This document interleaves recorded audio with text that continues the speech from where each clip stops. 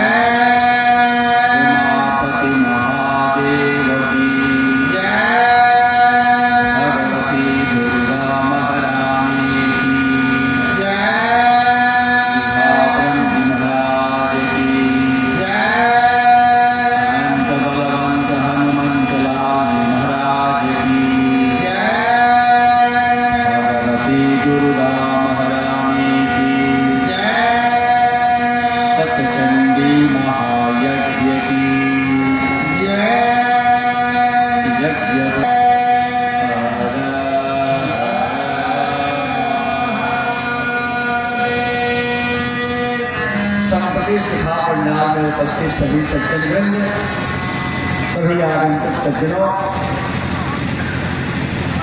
सभी माताएं, बहनें, बेटियां, संत महंत, बालक, वृद्ध, जगदम्बा के आशीर्वाद से यह सतचंडी महायज्ञ अपने पूर्णता की तरफ अग्रसर है।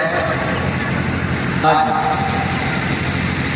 महाअष्टमी है, कल महानवमी है और कल महानवमी के अवसर पर पूर्णाहुति और कन्या भोजन, इन दोनों का बड़ा महत्व है सज्जनों।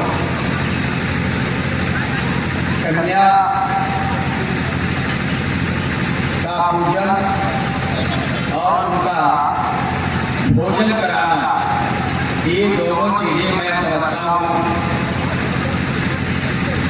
इतना महत्वपूर्ण है कि शायद उसकी जितनी प्रशंसा की जाए वह कम है। कोई आदमी कदाचित यदि अगर 9 दिन का व्रत नहीं रहा है किसी कारणवश, या वह आदमी कमजोर है, या वह किन्हीं परिस्थितियों में है, तो मैं समझता हूं कि यदि अगर वह आदमी 9 कन्याओं को यदि अगर भोजन करा ले तो उसे 9 दिन के व्रत का संपूर्ण फल प्राप्त हो जाएगा। इतना महत्व है इसका। आप उसमें थोड़ी सी सावधानी ये बरतनी है कि कन्या कैसी होनी चाहिए। कन्या 3 साल से और 10 साल तक इस बीच की कन्या होनी चाहिए। सीधे सीधे शब्दों में माताएं समझें, हमारे बंधुजन भी समझें, जहां से हमारी बेटियों को स्त्रीत्व आरंभ होता है उसके पहले स्त्रीत्व जिसमें आ गया है वह कन्या नहीं है।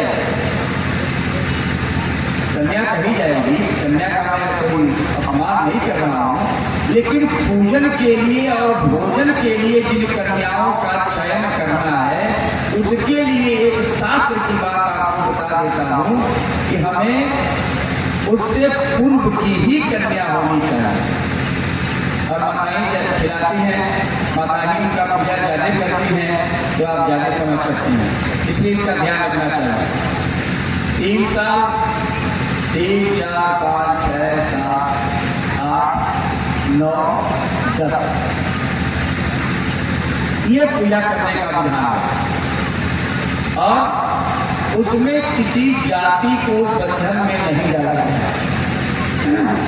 ऐसा नहीं है कि आप फलाने जाति को खिला सकते हैं, केवल ब्राह्मणों को ही खिला सकते हैं, केवल क्षत्रियों को ही खिला सकते हैं, केवल वैश्य को खिला सकते हैं, केवल शूद्र को खिला सकते हैं, ऐसा कुछ नहीं है।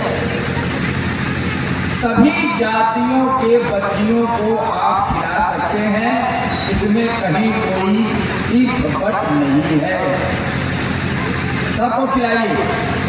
हाँ, एक बात जरूर है, अगर शास्त्र बताते हैं कि यदि अगर हम 4 वर्ण हैं, इन 4 वर्णों में ब्राह्मण की कन्या को यदि अगर हम भोजन कराते हैं तो उस घर में बौद्धिक क्षमता बढ़ती है। बौद्धिक निश्चित रूप से उस घर में यदि अगर बच्चे कम बुद्धि वाले हैं या बच्चियां कम बुद्धि वाली हैं तो बुद्धि में वृद्धि हो जाएगी। क्षत्रिय यदि अगर आप कन्या को भोजन कराते हैं तो ऐश्वर्य बढ़ता है और साथ साथ बल बढ़ता है। अगर बलिष्ठ संतान आप चाहते हैं तो क्षत्रिय कन्या को भोजन कराइए, उनका पूजन करिए। वैश्य कन्याओं का यदि अगर आप पूजन करते हैं और भोजन कराते हैं तो निश्चित रूप से लक्ष्मी बहुत प्रसन्न होती है। लक्ष्मी जी की प्रसन्नता ऐसे घर में बनी रहती है, कभी धन की कमी नहीं होती है। और शूद्र वर्ण की कन्याओं का यदि अगर आप पूजन करके और उनको भोजन कराती हैं तो कहते हैं हमारे वेद व्यास जी महाराज देवी भागवत में कि उस घर में कभी रोग नहीं होता, रोग मुक्त वाला आदमी होगा। ऐसी की आवश्यकता है हमारे जीवन में। बुद्धि हमारी अच्छी रहे, फल भी हमारे घर में रहे, कोई कमजोर ना हो, लक्ष्मी जी भी रहे और हम निरोग रहें। इसके बाद दुनिया में कोनो चीज बाका, इसके बाद दुनिया में तो कोई चीज ही नहीं है। आदमी जो है बुद्धिमान रहे, आदमी जो है बलवान रहे, आदमी जो है लक्ष्मीवान रहे और आदमी रोग से मुक्त रहे। अगर ये चारों चीजें हैं तो समझिए कि दुनिया की सब चीजें आपको प्राप्त है। इसमें से कोई एक नहीं है तो थोड़ा गड़बड़ हो सकता है। और सबसे महत्वपूर्ण, बुद्धि अच्छी ही हो और आदमी स्वस्थ न रहे तो इस बुद्धि का कोई मतलब है? आदमी खूब बुद्धिमान है लेकिन वह स्वस्थ नहीं है और चल फिर नहीं सकता है, तो फिर इस बुद्धि का कोई मतलब नहीं है। और सज्जनों, खूब भट्ठा कट्ठा हो, कोई बीमारी न हो, अब बुद्धि ही उसकी न हो तो भी काम चलने वाला नहीं। इसीलिए सज्जनों, धर्मशास्त्र बताते हैं कि हमारे शरीर में भी ये चारों वर्ण हैं। ब्राह्मणों समुखमा, सभी जातियों में कोई जाति हो, कोई वर्ण हो, सबका सिर ब्राह्मण है। और इसीलिए सज्जनों, सिर कभी अपवित्र नहीं होता है। यह पवित्र एक जगह होता है। वैसे सिर की अपवित्रता नहीं बताई गई है कभी किसी धर्मशास्त्र में। और आपने देखा होगा जो लोग भी जनेऊ पहनने वाले लोग हैं, जब वह मलमूत्र त्याग करने जाते हैं तो अपने उपनयन को, जनेऊ को लेकर के कान में, और जब उधर से आते हैं तो शुद्धि जब कर लेते हैं तो फिर जनेऊ को उतार करके कंधे पर डाल देते हैं। इसका क्या तात्पर्य है कि चाहे आप किसी भी वर्ण के हैं लेकिन गला से यदि ऊपर आप कोई चीज रख रहे हैं तो वह अपवित्रता को प्राप्त नहीं होगा। बोलिए आनंद कंद भगवान की जय।